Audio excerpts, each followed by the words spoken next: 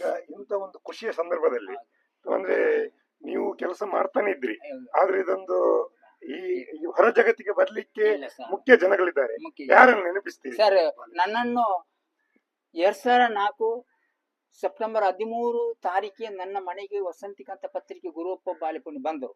ಅದು ಕೂಡ ಜಿಲ್ಲಾ ಪಂಚಾಯತ್ ಶಿವಾನಂದ ಮೂರ್ತಿ ಒಂದು IAS ಅಧಿಕಾರಿ ಇದೆ ಮಂಗಳೂರು. ಅವರು ನನ್ನ ಮನೆಗೆ ಬರುವಾಗ ಒಂದು ಕುರ್ಸು ಕೂಡ ಇರ್ಲಿಲ್ಲ, ಒಂದು ಚಾರ್ ಇರ್ಲಿಲ್ಲ. ನಾನು ಹೆಮ್ಮೆ ಆಗ್ತದೆ, ಈಗ ದೊಡ್ಡ ದೊಡ್ಡ ಕುರ್ಸು ಎಲ್ಲಿ ಎದಕ್ಕೆ ಕೊಂಡು ಕೂರಿಸ್ಕೊಂಡು ಅವರು ನನ್ನ ಮನೆಗೆ ಗುರುಪ್ಪ ಬಾಲೆಪುಣಿ ಅವರು, ವಿಜಯ ಕರ್ನಾಟಕ ಪತ್ರಿಕೆ ಯೋಗೀಶ್ ಅವರು, ಕಿರಣ್ ಅಂಕರ್ ಮತ್ತೆ ಚಿತ್ತಂಬರ ಬೈಕಂಬಾಡಿಗಣ್ಣ ಅಲ್ಲ ಯೋಗೀಶ್ ಅಲ್ಲ 4 ಮಂದಿ, ಕಿರಣ್ ಅಂಕರ್ 4 ಮಂದಿ ಮನೆಗೆ ನನ್ನ ಮನೆಯಲ್ಲಿ ಸತ್ಯ ಒಂದು ಕುರ್ಸು ಇಲ್ಲ. ಇವತ್ತು ಶುಕ್ರವಾರ ನನ್ನ ಮನೆಗೆ ಮಾಧ್ಯಮ ಮಿತ್ರರು ಬಂದಿರೋರು, ನಮ್ಮ ಗೌರವಾನ್ವಿತ ವಿಶ್ವವಿದ್ಯಾಲಯ ಡಾಕ್ಟರ್ ಸರ್ಮತ್ ಅವರ ಕೊಟ್ಟ ಪ್ರಶಸ್ತಿ ಭಗಣನಾಥ ನನ್ನ ಮಗ ETGನೆಲ್ಲ ಕಿರಣ್ ಅಂಕರ್ ವಿನೋದ್ ಅವರು ಬಂದಿದ್ರು. ಅವರ ಮುಖಾಂತರ ನಾನು ಹೇಳಲಿಕ್ಕೆ ಇಷ್ಟಪಡ್ತೀನಿ, ನನ್ನ ಮನೆಯಲ್ಲಿ ಒಂದು ಕುರ್ಸು ಇರಲಿಲ್ಲ. 2004 ಸೆಪ್ಟೆಂಬರ್ 13 ತಾರೀಕಿಗೆ 4 ಮಂದಿ ಮನೆ. ಯೋಗೀಶ್ ಅವರು, ಯಾರು ನಮ್ಮ ಬಾಲೆಪುಣ್ಯ ಅವರು, ಗುರಪ್ಪ ಬಳಿ ಇವತ್ತು ಬಾಲೆಪುಣ್ಯ ಅವರು ತೀರ್ಬೋದರು, 3 ಮಂದಿ ಇದ್ದವರು.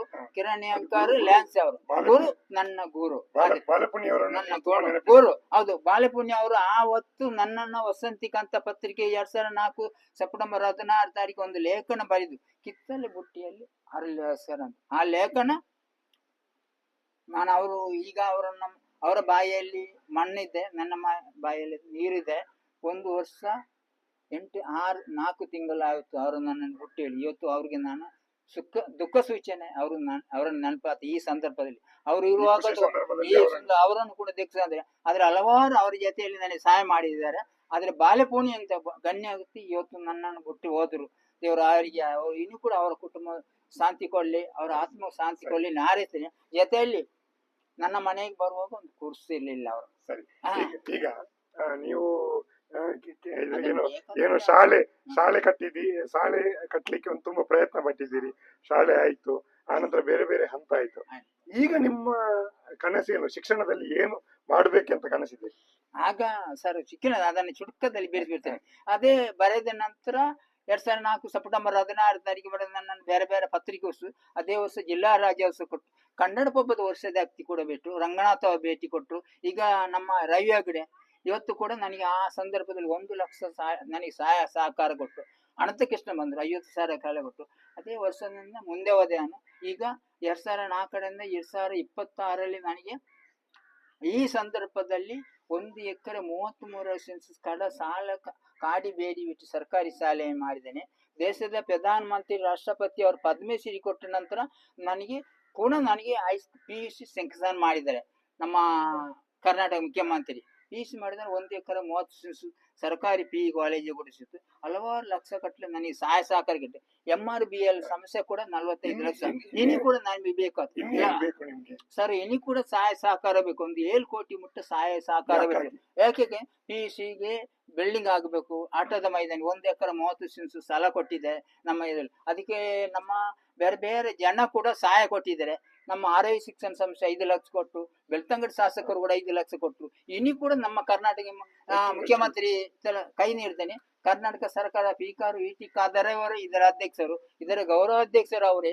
ನನ್ನ ಕ್ಷೇತ್ರ ಕೂಡ ಅವರೇ ಕ್ಷೇತ್ರ. ಬಡತನ ಇದ್ದ ಮನುಷ್ಯ ಇವತ್ತು ಡಾಕ್ಟರ್ ಪದವಿ ಕೊಟ್ಟಂಟಲ್ಲ, ಅವರೇ ನಮ್ಮ PA ಹತ್ರ ಫೋನ್ ಮಾಡಿದ್ರು. ಅವರು ಈ ಸಂದರ್ಭದಲ್ಲಿ ನನ್ನ ಕೊಟ್ಟದಕ್ಕೆ ಧನ್ಯವಾದ. ನಿರೀಕ್ಷೆ ಮಾಡಿ ಸನ್ಮಾನ್ಯ ಲೋಕಸಭೆ ಇವತ್ತು MP ಅವರು ಕೂಡ ಗಣೇಶಿ ಸರ್ ಕೂಡ ಅವ್ರ ಹತ್ರ ಕೈ ಇದ್ದೇನೆ. ಜಿಲ್ಲಾಧಿಕಾರಿ ಅವರು ತುಂಬಾ ನನಗೆ ಸಹಾಯ ಮಾಡಿದ್ದಾರೆ. ಯಾಕೆ AB ಇಬ್ರಾಹಿಂ ಅವರು ಪದ್ಮಶ್ರೀ ರೆಕ್ರೂಟ್ಮೆಂಟ್ ಮಾಡೋರು. ಈಗ ಮುಂಗಿಲಾಂ ಪಿಲ್ಲ ಅವರು ಕೂಡ ನನಗೆ ಲೆಟರ್ ಕೊಟ್ಟು MRBL ಸಂಸ್ಥೆ 1 ಕೋಟಿ ಮೊಟ್ಟ ಸಹಾಯ ಸಹಕಾರ, ಅದರ 45 ಲಕ್ಷ ಮೊಟ್ಟ MRBL ಸಂಸ್ಥೆ ಕೊಟ್ಟು. HPCL ಇಂಥ ಕಂಪನಿ ಉಂಟು, ದೊಡ್ಡ ದೊಡ್ಡ ಕಂಪನಿ. ಆದ್ರೆ ಬಡತನ ಇದ್ದ ಮನುಷ್ಯ ನನ್ನನ್ನು ಕೈ ನೋಡಿಸಿದ್ದೇನೆ, ಮಾಧ್ಯಮ ಕೈ ತೋರಿಸಿದ್ದೇನೆ. ಏನಾದ್ರೂ ಸಹಾಯ ಮಾಡೋದಕ್ಕೆ ನಿಮ್ಮಲ್ಲಿ ಅನುಗ್ರಹ ಇದ್ದರೆ ನನಗೆ ಮಾಡಿಕೊಂಡು ನಿಮ್ಮ ಮಾಧ್ಯಮ ಮುಖಾಂತರ ಕೈ ತೋರಿಸ್ತೀನಿ. ಮತ್ತೆ ಧನ್ಯವಾದ ಹೇಳಲಿಕ್ಕೆ ಮೊದಲಾಗಿ ನನ್ನ ಮಾಧ್ಯಮ ತೋರಿಸಿ ಎಷ್ಟೋ ಜನ ನನಗೆ ಸಹಾಯ ಮಾಡಿದ್ದಾರೆ. ಬಡವನ ಮನೆಗೆ 1 ರೂಪಾಯಿ ಇಲ್ಲದ ಮನೆಗೆ ಮಾಧ್ಯಮ ಮಿತ್ರರು ನನ್ನ ದೂರದೃಷ್ಟಿಯಿಂದ ತೋರಿಸಿಕೊಟ್ಟಿದ್ದಾರೆ. ಇವರಿಗೆಲ್ಲ ನಾನು ಋಣಿಯಾಗಿದ್ದೇನೆ. ದೇವರು ಒಳ್ಳೆ ಸುಖ ಸಂಪತ್ತು ಕೊಡ್ಲಿ.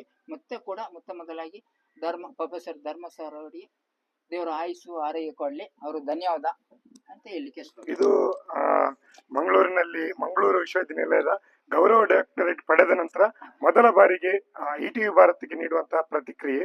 ಅದು ಅರೆಕಲಾಜಬರ್ ಅವರು ನಮ್ಮ ಜೊತೆ ಸಂದರ್ಶನದಲ್ಲಿ ಮಾತನಾಡಿದ್ರು. ತಮ್ಮ ಒಂದು ಯಾವುದೇ ಶಿಕ್ಷಣ ಪಡೆಯದೆ ನನಗೆ ಇಷ್ಟು ತನಕ ಒಂದು ಸಾಧನೆ ಮಾಡಲಿಕ್ಕೆ ಸಾಧ್ಯ ಆಗಿದೆ. ಇದು ಇನ್ನಷ್ಟು ಅವರು ಬೇಡಿಕೆಗಳನ್ನು ಸರ್ಕಾರದ ಮುಂದೆ ಇಟ್ಟಿದ್ದಾರೆ. ಇದರ ನಡುವೆ ನಮ್ಮ ಜೊತೆ ಅವರ ಅಭಿಪ್ರಾಯವನ್ನು ಹಂಚಿಕೊಂಡ್ರು.